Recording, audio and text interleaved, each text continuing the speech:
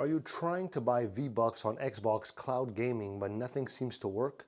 It can feel super frustrating when you just want to get that new Fortnite skin, but your screen keeps saying that you can't buy anything. Don't worry, I'm going to show you how exactly to fix this step by step. So first, you're going to open Microsoft Edge on your Xbox and you're going to go to xbox.com/play. This is the only way that you can play Fortnite through Xbox Cloud Gaming. Next, you're going to sign in with your Xbox account, the same one that you used to play Fortnite. Make sure that you're logged in before doing anything else.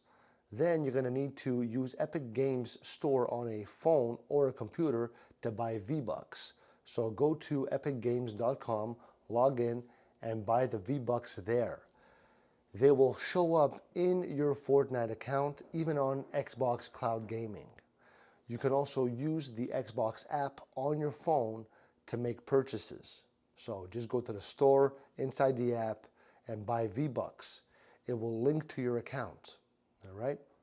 Another option is buying a V-Bucks gift card from the store and then redeeming it on the Epic Games website, all right? Now you're ready to go, you're all set. Leave me a like, comment, subscribe. Ciao.